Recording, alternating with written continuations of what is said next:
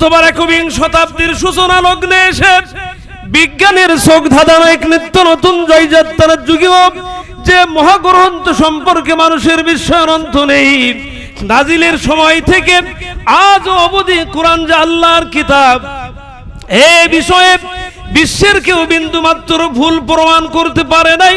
কোরআনের বিশুদ্ধতা নিয়ে নেই কোনো বিতর্ক, এর প্রতিটি বিধান যেন সত্যাশ্রয়ী, অদৃশ্য বিশ্বাসী পরকালে মুত্তাকিদের জন্য গুড লাইন বা পথ প্রদর্শক স্বরূপ।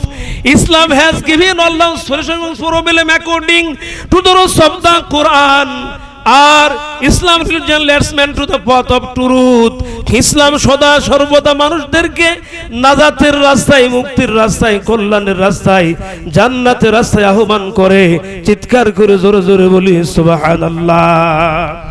আমি আপনাদের খেদমতে সূরা আহজাবের 35 নম্বর আয়াত থেকে তিলাওয়াত করেছি। দু চারটি কথা সেই আয়াতের আলোকে কিছু বলবো ইনশাআল্লাহ।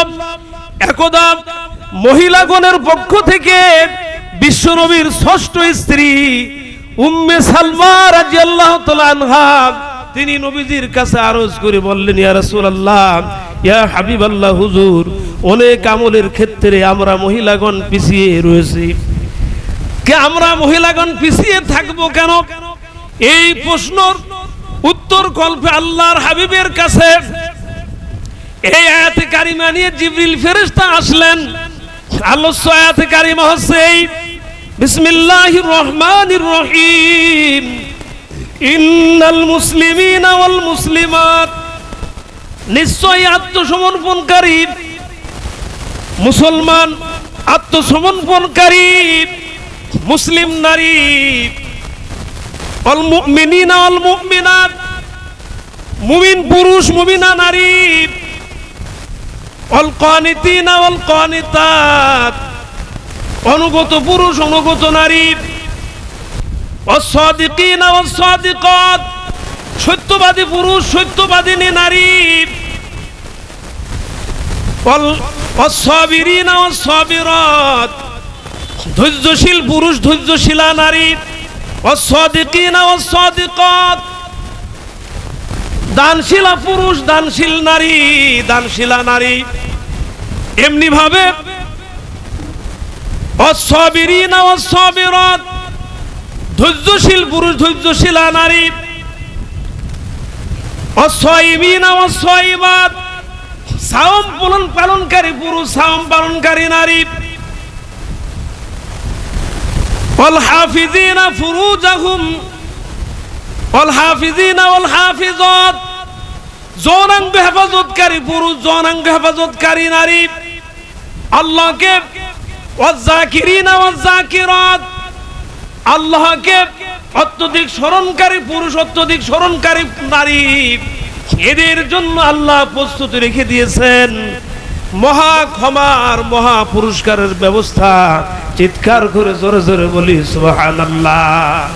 তালি বোঝা গেল আয়াতের মাধ্যমে একজন শুধু নারী নয়, 10টা গুণে গুণান্বিত একজন নারী একজন পুরুষ, যারা এই 10টা গুণ অর্জন করতে পারবে তাদের জন্য আল্লাহ তাআলা ক্ষমার মহা প্রতিদানের ব্যবস্থা করে রেখেছেন। 1 নম্বর হচ্ছে আমাদের আত্মসমর্পণ করতে হবে, 2 নম্বর হচ্ছে আমাদের মুমিন হতে হবে, 3 নম্বরে আমাদের সত্যবাদী হতে হবে, 4 নম্বরে আমাদের অনুগত হতে হবে, 5 নম্বরে আমাদের দানশীল হতে হবে, এরপরে আমাদেরকে সাওম পালনকারী হতে হবে, ধৈর্যশীল হতে হবে, এরপরে যৌনাঙ্গ হেফাজতকারী হতে হবে। তাহলে দেখেন অন্য এক হাদিসের মধ্যে আল্লাহর হাবিব বলেছেন যে যে ব্যক্তি 3টি জিনিসের হেফাজত করতে পারবে তার জন্য জান্নাতের জিম্মাদারির দায়িত্ব আমি রাসূলের হাতে। চিৎকার করে জোরে বলি সুবহানাল্লাহ। আজকে আমরা কেমন মানুষ জানেন? হায়রে সাদের দুনিয়ায় মানুষ পাওয়া বড় দায়, মানুষ দেখতে চলো এবার জাদু ঘরে যাই সবাই।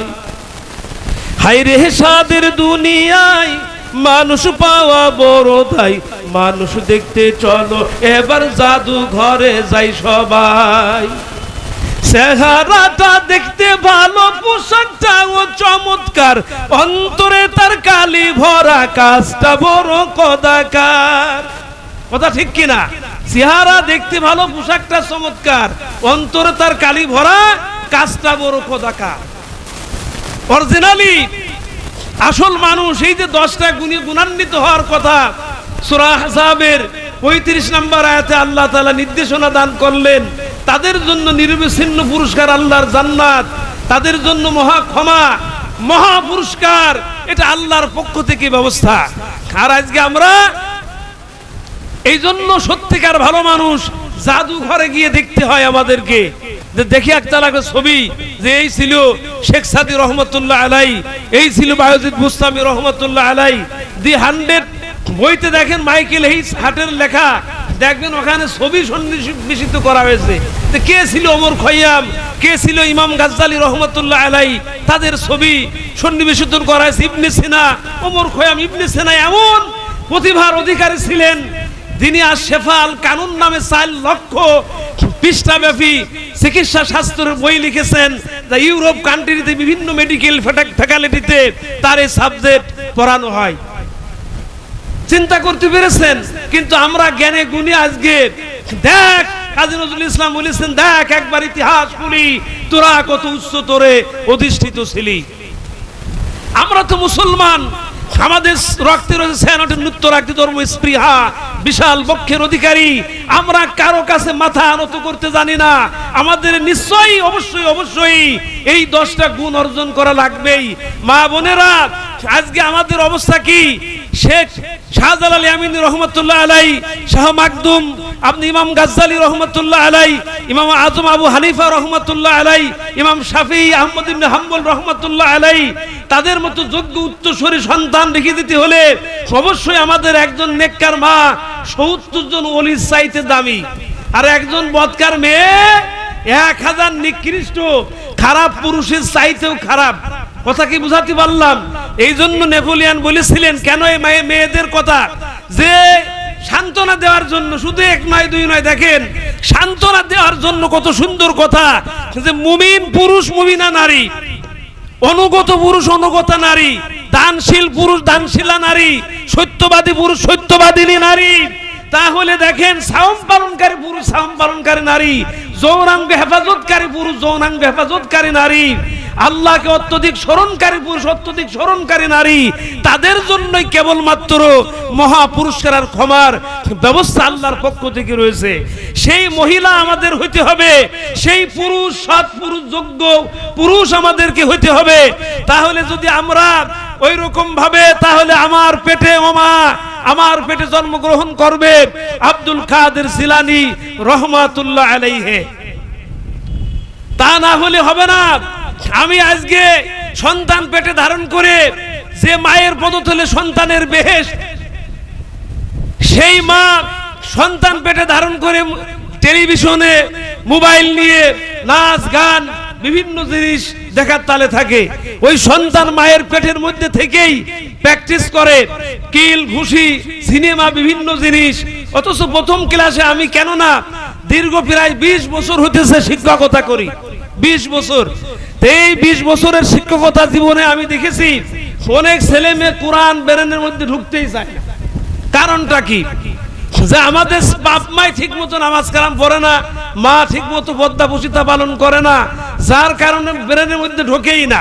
অথচ দেখেছেন আব্দুল কাদের জিলানী রহমতুল্লাহ আলাইহি প্রথম ক্লাসে 1 নয় 2 নয় 22 পারা কোরআন শেষ করলেন প্রথম ক্লাসে।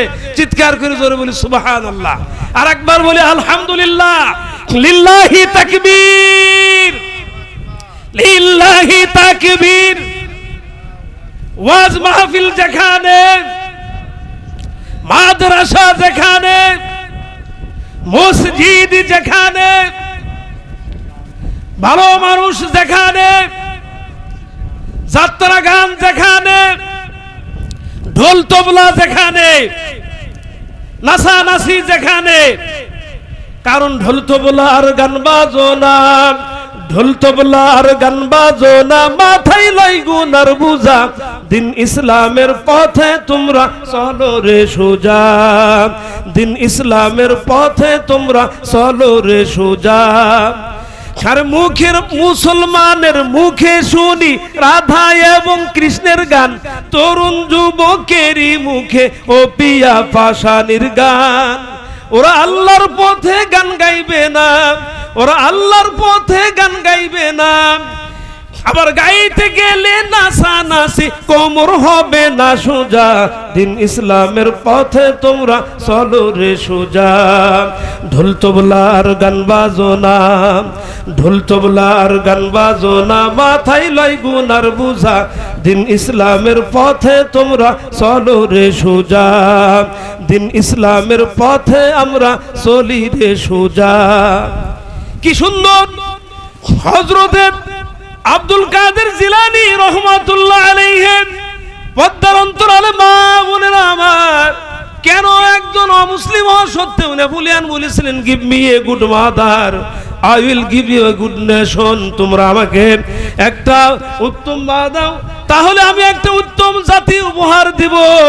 কেন একথা বলেছিলেন? আল্লামা কাশগরি রহমাতুল্লাহ আলাইহি বলেছেন, হিন্দুল উম্মাহাত মাদ্রাসাতুল বানিনা ওয়াল বানাত, মায়ের কোলের মতো উত্তম বিশ্ববিদ্যালয়, উত্তম শিক্ষালয় পৃথিবীর মাঝে দ্বিতীয় আমি কোথাও খুঁজে পাইনি। চিৎকার করে জোরে বলুন না আলহামদুলিল্লাহ।